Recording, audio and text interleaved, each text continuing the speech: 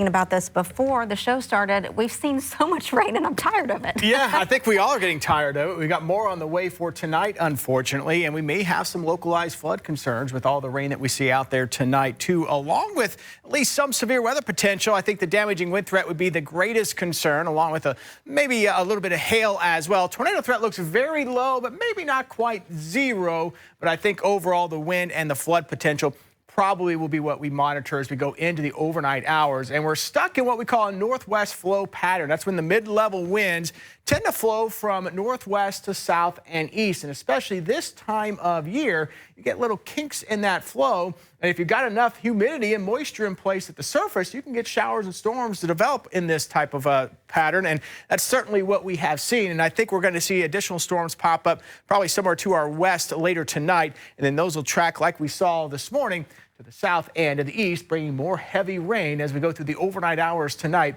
and into early tomorrow morning. Mostly right now, fairly quiet. In fact, occasionally trying to get a few pockets of sunshine to filter through. Got some showers out here to our west, and the heavier rain that was with us earlier today continues to move on out. But notice how the storms start to fire up out to our west as we headed toward about 10 o'clock tonight.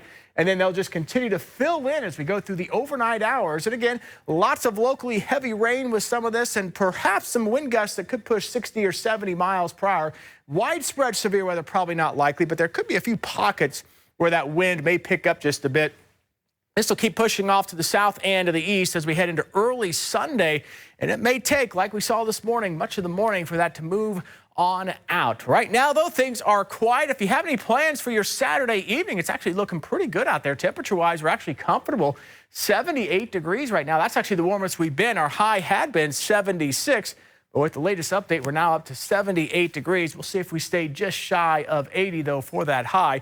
We'll start things out tomorrow morning in the upper 60s to around 70 degrees. Again, there'll be a lot of rain around tomorrow morning, so umbrellas to start things out for your Father's Day breakfast plans. And then rolling into the afternoon, we should gradually see the rain moving on out and temperatures warming up into the low to mid 80s once we get into the afternoon. So again, rain and thunder likely in the morning, and it will still keep a lingering chance through midday as the heaviest starts to push to the south and to the east. But I think once we get into the afternoon, it should be a little better for us. And like we've got out there right now, maybe by the end of the day, a little sunshine starts to peek through, and that should allow those temperatures to warm up into the low to mid 80s for those highs. So again, we'll have a nice finish to Father's Day, but the start certainly going to be a bit wet, and it will likely be loud and wet overnight tonight. Looking out at lakes, and perhaps heading out to area lakes for that weekend, they are still running above the norm. Look at Keystone, 19.3 feet above normal. That is a half foot down, though, from where it was yesterday. Fort Gibson's actually gone up a little bit, just shy of 19 feet.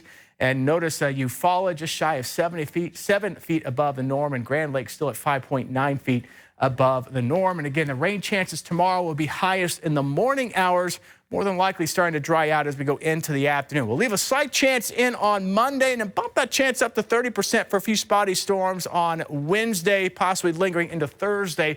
We'll keep an eye on that. But looking at Monday specifically, mild and muggy to start things out, and then very warm and humid once we get into the afternoon. So the work week will start out pretty close to what we would typically see for this time of year. Notice that heat building as we go into next week. Temperatures will be up into the 90s, perhaps pushing mid-90s in some spots once we get into next weekend.